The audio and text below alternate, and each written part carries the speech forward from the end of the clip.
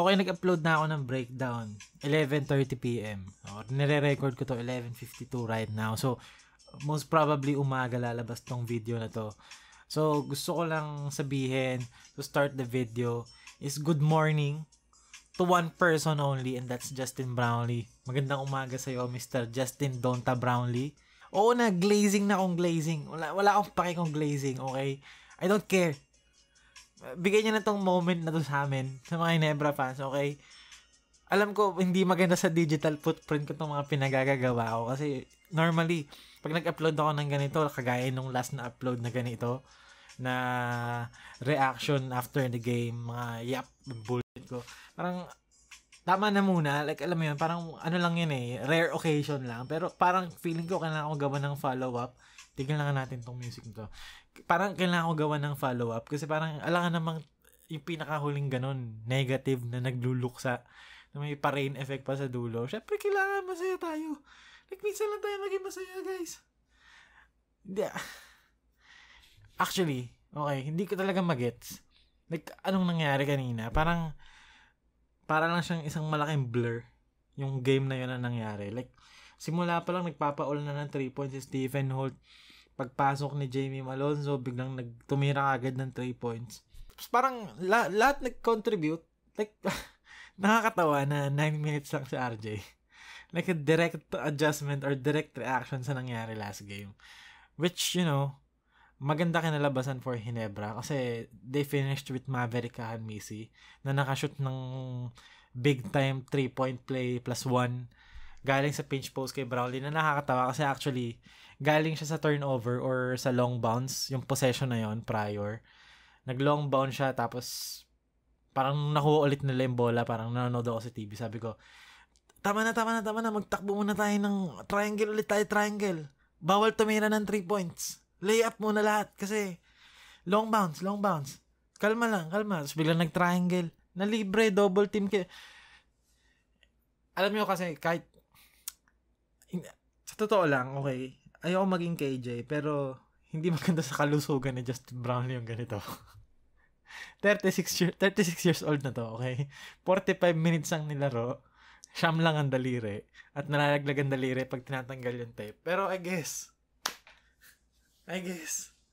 sure, we'll take it. Nag-cement na ng legacy si Justin Brownlee na nung nakaraan, GOAT nyo nag-go-open kayo ng discussion ko sa Reddit ba? Hindi ko alam. Parang may mga nababasa ako somewhere, which is kasalanan ko. Ba't ako nagbabasa, di ba? Hindi maganda laro ng Ginebra. Bakit ka nagbabasa? Last video, sabi mo, hindi ka nagbabasa. May mga usap-usapan lang ako nakikita. Parang ino-open na yung idea na si RHJ yung GOAT. Or future GOAT na imports. Parang ito yung game na parang, guys, sabi ni Brownlee, parang guys, Teka lang. Wala pa. Yung flu game ko dapat nung nakaraan na food poison ako, hindi maganda kinalabasan. O ngayon ko gagawin. Hindi flu game. Talagang bali ang daliri. Which is unfortunate. Okay, first of all. Sana, di ba, hindi lumala. Kasi, hindi natin alam nilaro Like, siguro from a few weeks or several weeks na injury, timeline ng injury niya to maybe wag naman sana, di ba, lumala, ma-aggravate. Wag naman sana. Like, all Filipino next conference, which I understand, pero may gilas pa si Brownlee. Again, balik tayo sa Barangay Ginebra. Okay, gawin muna natin trabaho mo. Gawin mo muna trabaho mo, Ice. Okay. Scottie Thompson, hindi niya laro this game. Yes, 9.9 rebounds, 4 out of 12. Pero ang laking bagay to have guys like Stephen Holt be aggressive early, first quarter. Na-mention ko to sa video yung in-upload ko kagabi. Kasi umaga na to So, past tense na. So, si Holt, parang nakadalawang 3-point siya, first half or first quarter. Laking bagay nun, kasi kung magfo-focus ka sa depensa na, diba, parang maganda na makuha mo na yung 6 points mo. Kasi sa series na to, ang laki bagay ng 6 points. Can change a game, diba? Yung last game nga, ilang possessions lang yun na empty. Yun na yung nag-cost sa kanila ng buong game. So, ayun. Tapos, interesting din to see na si Ralph Koo, part ng rotation, played 7 minutes. May isa siyang crucial assist no first half. Nag-45 cuts si Scottie. I mean, nagsimula siya sa broken play, double staggered screen for Brownlee na naging pop kay Ralph Koo. Tapos kumat si Scotty, cut through siya kay Ralph Koo. Na-open si Jamie, naging Jamie 3 points. Tapos sumiga si Eram. Siyempre, kinantsawan ng Ginebra fans. Which is, you expect. So, momentum game yun. Barangay Ginebra, first half. Tapos, Maverick, 7 points off the bench. Ang maganda kay Maverick kasi, okay, hindi siya kasing dynamic ni RJ with the ball. Pero hindi rin siya kasing, ano mo yun? Yung with RJ kasi you take the good with the bad. Minsan, the bad outweighs the good. Minsan, the good outweighs the bad.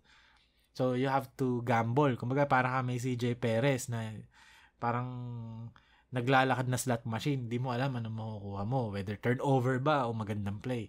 So, with Maverick, hindi siya kasing dynamic ni RJ. Pero hindi rin siya kasing risky ni RJ. Kumbaga, lalaro mo siya 18 minutes. Okay lang. Like, ganon. Defensive stuff. Hindi siya liability masyado defensively. Hindi rin siya ganun ka dynamic offensively. Pero, may mga occasions, pwede mo siya pagkatiwalaan sa spot-up shooter. Minsan, occasionally, pwede mo siya pagkatiwalaan na sa ball handler, as a guard. Make plays with the ball. Hindi nga lang, hindi ka mag-expect ng 20-point game, lower ceiling, pero higher floor. So, makita natin dito, isa lang turnover ni Maverick and Missy. Yes, walang turnover si RJ, pero 9 minutes lang naman nilaro. And, si Maverick, nag-coast lang siya, playing alongside Brownlee, playing alongside Jamie. So, when it's time to hit a big shot, ginawa niya. Which is, yun naman yung hinahanap mo. Kailangan mo lang ng someone, who can contribute and hindi ka kakagatin sa side mo, sa end mo. Isang player siguro na medyo nag-struggle din this game was Troy Rosario. 0 points, 0 field goals, 4 fouls. Not the best game. Or, wag na natin yung sugarcoat. Di maganda na laro ni Troy. Which, you'd expect him to bounce back. Kasi, ganun yun usually. Hindi siya cliche, totoo siya. Kung ikaw ba naman mag-lay ka ng itlog, di ba?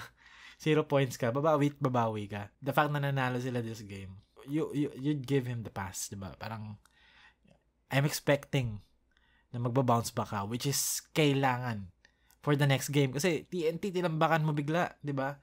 Tapos yung import mo, siyam lang daliri. You expect TNT to bounce back, di naman birong team lang TNT. So, very important for next game for Troy to bounce back. And Scotty Thompson as well. Si RJ, hindi ko alam. Like, alam na nila yan. Bala sila, alam na nila yan. It's also nice to see Maverick gain his confidence back. Kasi nung game 3, diba, isa siya sa mga naka-hit ng big shots nung nagra-run sila ng fourth quarter. Yung stepping niya na 3 points. So, it was nice to see na nadala niya to this game. Kahit na 7 points na, very impactful 7 points naman yung binigay niya sa Ginebra. So, maganda for Ginebra na nakadiscover sila ng another option sa rotation nila to add to their existing 8-man or 8.5, 7.5, anumang rotation ng tinatakbo nila. Pero this game, in fairness, marami naman silang nilaro. Well, kasi may garbage time. Pero, ginawa ko lang talaga itong video na to kasi parang feeling ko kailangan kong gawin. Like, alam mo, hindi magandang tapusin mo yung serye sa hindi maganda. Kailangan natin ng update. Like, ayoko gawin vlog channel to. Ayoko talaga, honestly.